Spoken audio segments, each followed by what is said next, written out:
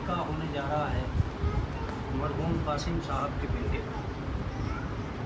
یہ دنیا شریعت کی دنیا ہے اور مذہب کی دنیا ہے۔ اس پورے شادی اور بیاہ میں اگر آپ کو کہیں کسی نے آواز دی ہے تو وہ صرف اور صرف یہ وقت ہے جب ایک شریعت یہ چاہتی ہے کہ دو نفسوں کو ایک کیا جانا ممکن نہیں تھا سوائے اس نکاح۔ اس کا مطلب یہ ہے کہ سارے کام جو ہو رہے ہیں شادی میں اگر وہ نہ ہو کے نکاح ہوتا تب بھی یہ دونوں نفس ایک ہو جاتے، لیکن اگر نکاح نہ ہو کے سارے کام ہوتے تب قیامت تک بھی دونوں نفس ایک نہیں ہوتے۔ اس کا مطلب یہ ہے کہ وہ دیگ، وہ بریانی، وہ قورمہ، وہ سہرا، وہ ساری چیزیں جو سماج نے اپنے اوپر لاد لی ہیں وہ سب کرنے کے باوجود بھی ہم شادی نہیں کر پاتے۔ شادی اگر ہو رہی ہے تو نکاح ہی کے ذریعے سے ہو رہی ہے۔ اس کا مطلب یہ کہ سب سے زیادہ اللہ اور اس کے رسول کی نگاہوں میں اگر کسی چیز کی اہمیت ہے تو وہ نکاح کی ہے۔ اس کے علاوہ جتنی بھی چیزیں ہوئی ہیں نہ سب میں اللہ کا نام آیا، نہ رسول اللہ کا نام آیا، نہ علی مرتضیٰ کا نام آیا، نہ کہیں حدیث قصہ کا نام آیا۔ اس کی وجہ تھی کہ وہ ساری چیزیں شریعت تھی ہی نہیں۔ یہ شریعت تھی تو یہاں رسول اللہ کا بھی نام آیا، جناب فاطمہ کا بھی نام آیا۔ اب آپ سوچ لیجئے کہ کس قدر اہمیت ہوتی ہے اس نکاح میں اور اس نکاح کے سلسلے سے۔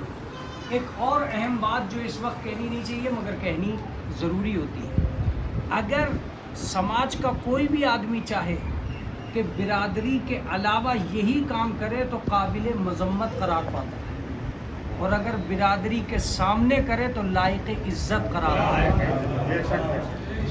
محسوس کر رہے ہیں آپ؟ ایک اور چیز محسوس کیجئے کہ جو بھی آدمی آتا ہے وہ کہیں نہ کہیں تحفہ لے کر آتا ہے۔ شادی ہو رہی ہے، محبت کا انعام ہے، گفٹ ہے، تحفہ ہے، دوست آ رہے ہیں، احباب آ رہے ہیں، وہ لفافے لے کے آ رہے ہیں نیلے پیلے، تو وہ سارے کے سارے جو آ رہے ہیں تحفے، اس کا مطلب یہ ہے کہ اگر کام شریعت کے عنوان سے ہو، محبت کے عنوان سے ہو تو ہر آدمی اپنی محبت لٹاتا ہے، اور اگر یہی کام بغیر شریعت کے ہو جائے تو ہر آدمی لعنت کرتا ہوا دکھائی دیتا ہے، نفرت کرتا ہوا دکھائی دیتا ہے۔ شادی اور بیاہ میں سب سے زیادہ اہمیت اگر کسی چیز کو دینی چاہیے تو وہ نکاح ہے۔ نکاح کے علاوہ دولت کا ہجوم ہے، نکاح میں برکت کا ہجوم ہے۔ یہ رسول اسلام کا قول ہے جو ابھی مولانا صاحب خطبے میں پڑھیں گے کہ اگر تمہیں یہ محسوس ہو رہا ہے کہ تم فقیری کی وجہ سے شادی نہیں کر رہے ہو تو تم شادی کرو، ہم تمہیں اپنے فضل سے غنی بنا دیں۔ ان یکونوا فقراء یغنہم اللہ من فضلہ، اگر تم فقیر بھی ہوں گے تو اللہ اپنے فضل سے تمہیں غنی بنا دے گا۔ اس کا مطلب یہ کہ مالدار دیکھ کے شادی مت کرو، مالدار ہونے کے لیے شادی کرو۔ بڑا فرق ہے۔ کچھ لوگ یہ سوچ رہے ہیں کہ مالدار ہونے کے لیے شادی کرو، اب ظاہر سی بات ہے دونوں نیتیں ہیں۔ جو مالدار ہونے کے لیے شادی کر رہا ہوتا ہے وہ جہیز تلاش کرتا ہے، وہ سامان تلاش کرتا ہے، وہ بازار تلاش کرتا ہے، اور جو شریعت پر عمل پیرا ہونے کے لیے شادی کر رہا ہوتا ہے وہ ایمان ڈھونڈتا ہے، وہ کردار ڈھونڈتا ہے، وہ سیرت ڈھونڈتا ہے۔ اگر اچھی بیوی آ گئی تو خالی دولت ہی نہیں آنے والی ہے، برکت آنے والی ہے۔ اور یہ لکھ لیجئے کہ دولت کو زوال ہے، برکت کو زوال نہیں ہے۔ تو آج آپ جو جمع ہوئے ہیں یہاں پر، یہ ایک دو نفسوں کو ایک کیا جا رہا ہے۔ آپ کو شریک کیوں کیا جاتا ہے؟ تاکہ آپ محبت میں وہ دعائیں دے سکیں کہ ان دونوں کو خداوند عالم آباد و شاد رکھے اور ان کے لیے غنی بنائے۔ اب ایک بہت عمدہ بات جو قرآن مجید نے کہی، جب شریعت کا حکم ہے نکاح ہو تو نکاح ہی کیوں ہو، تب اللہ نے کہا کہ اگر تم نکاح کر رہے ہو تو کچھ تحفے ہم بھی تمہیں دیں گے۔ وہ تحفے سنیے جو پروردگار عالم نے دیے۔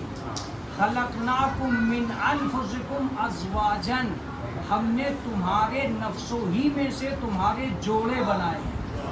وَجَعَلَ بَيْنَكُمْ مَوَدَّةً وَرَحْمَةً، اور جب جوڑا بنا دیا تو اس جوڑے کے لیے دو تحفے پروردگار نے دیے ہیں، ایک کو مودت دے دی ہے، دوسرے کو رحمت دے دی ہے۔ آگے چل کر جو آج میاں بیوی بنے ہیں یہی ماں اور باپ بنیں گے۔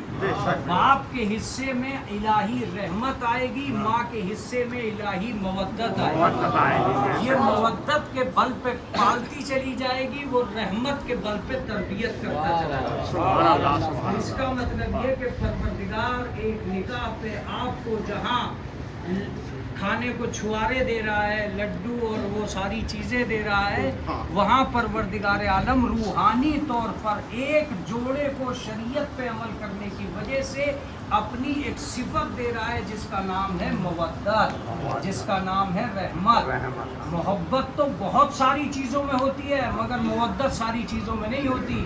محبت وہ ہوتی ہے جو کسی سبب سے ختم ہو جاتی ہے، مگر مودت وہ ہوتی ہے جو کسی سبب سے ختم نہیں ہوتی۔ یہی بات ہے کہ آخر تک ماں باپ، میں دعا کروں گا کہ پروردگار عالم حاضرین کو بھی اس وقت اس نکاح میں شریک ہونے کی وجہ سے پروردگار عالم ان کے لیے بھی آسانیاں فراہم کرے، ہمارے اس نکاح کو برکت سے نوازے، ہمارے اس نکاح کو الفت و محبت سے نوازے، اور ہمارے اوپر پنجتن پاک کا سایہ برقرار رکھے، اور ہمارے بچوں کو شریعت پر عمل کرنے اور گامزن رکھنے کی توفیق دے۔ آمین یا رب۔